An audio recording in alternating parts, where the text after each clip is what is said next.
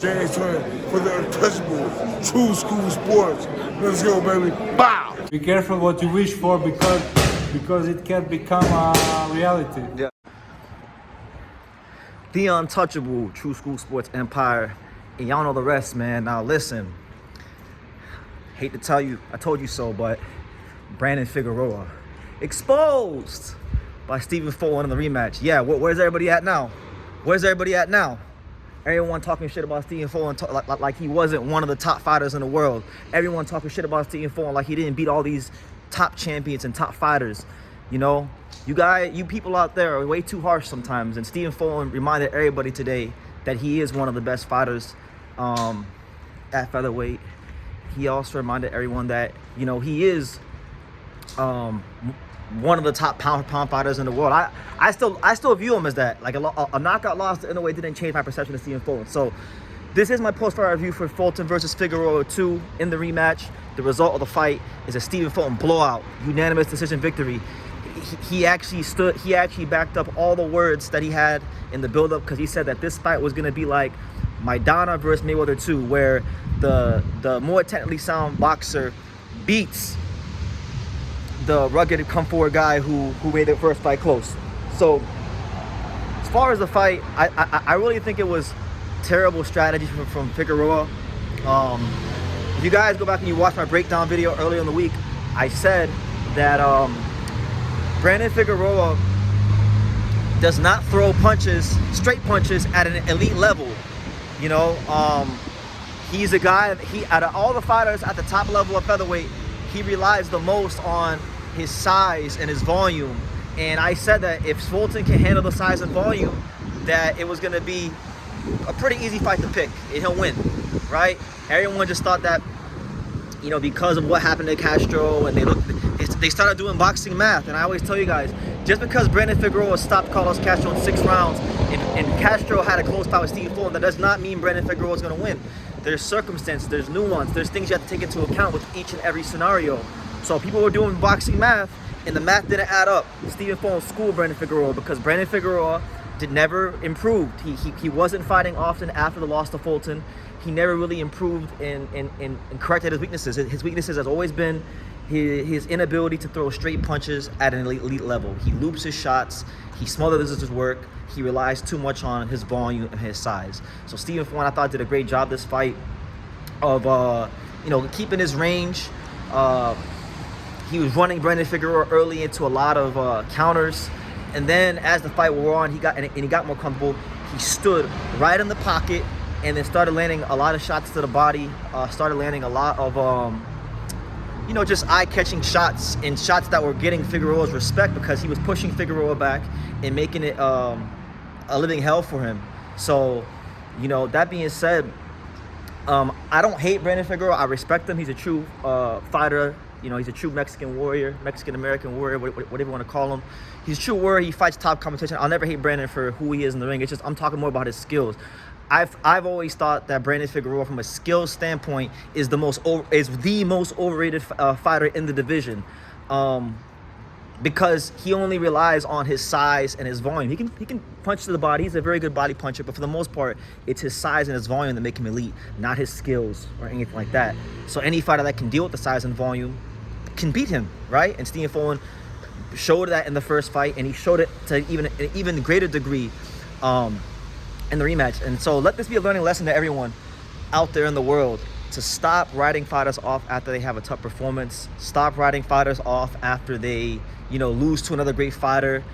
Don't be so quick to put a fork in these guys, you know, especially a guy like Stephen Fulton, who's beaten so many undefeated fighters, so many top upper echelon guys, and showed you guys so many different types of skills: the ability to box from the outside, the ability to counterpunch, the ability to fight in the pocket and beat guys at their own game. He is a true pound-for-pound fighter. Everything you Devin Haney fans think Devin is, Stephen Fulton is actually that, and he's proven that over the course of his career. So I don't want to hear shit from nobody for the rest of his career. Any comments that are negative about Stephen Fulton, if you thought he was going to lose this fight, I don't want to hear shit from nobody. Stephen Fulton is a top tier upper echelon fighter, and he's a 2-division champion. So shout out Stephen Fulton, one of the true American boxing warriors, who absolutely positively lit Brandon Figueroa up like a damn Christmas tree in this fight. So with that being said, and with that firmly being established here on True School Sports, let me just say this, because you guys know I've been talking about this for a while, and now I can really sit here and talk about it. Now I can really sink my teeth into this. So now that Stephen Fulton is the WBC featherweight champion, he's 2-division champion,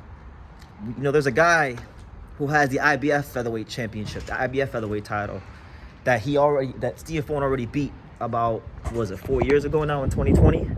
And his name is Angelo. And I've always said, if you guys listen to my videos, if you guys listen to anything I've said, I've always said the Angelo versus Stephen Fulton versus Angelo, that is the real rematch. This Brandon Figueroa fight, I never looked at Brandon Figueroa as like an A-class fighter or a B-plus class fighter. I've always thought of Brandon Figueroa as like a lower B fighter who's very limited in his one style.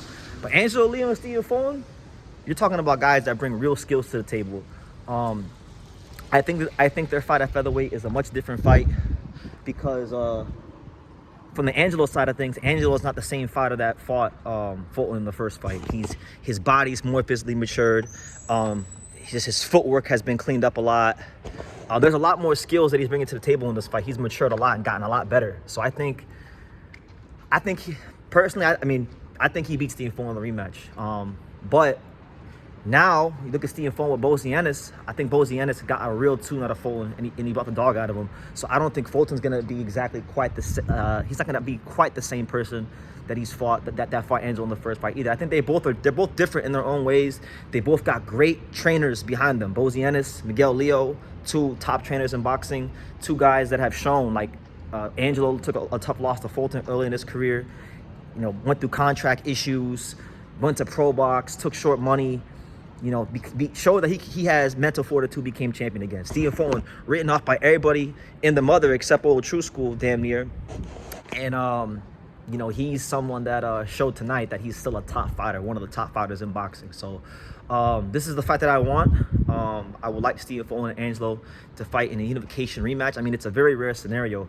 You guys tell me, when was the last time we had a scenario like this in boxing where we could get a potential unification rematch? I mean, it doesn't happen in a separate weight class. So it's a testament to Stephen Fulton's longevity in boxing, how good he is, and Angelo's longevity in boxing, how good he is, that these guys, even 4 years onward from the rematch, are still at the top level, kicking ass, taking names, winning world titles, and putting on great performances for the boxing fans. But yeah, I want to see that fight. We'll talk more about it soon. Main event's going to start soon, but I had to come here and get my quick thoughts on this because Stephen Fulton is a top fighter, and weight doesn't win fights. Skills win fights. Intelligence wins fights. IQ wins fights.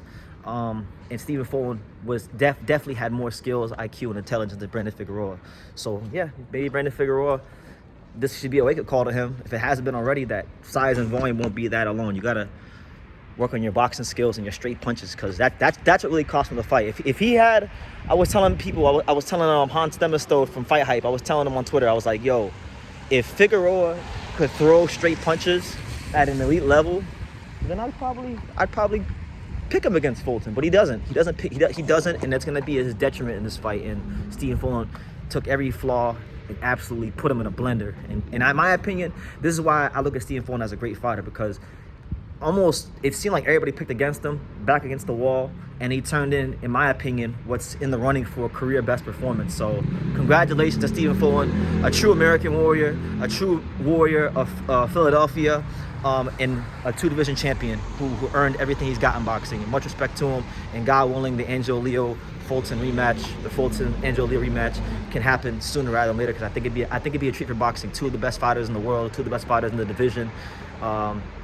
You know, reigniting the rivalry for 2 titles with the potential to, you know, get an in-away fight at featherweight. It's a great storyline. So leave your comments down below. If you pick Figueroa, please show yourself in the comments. Don't run away now. Don't go with its protection.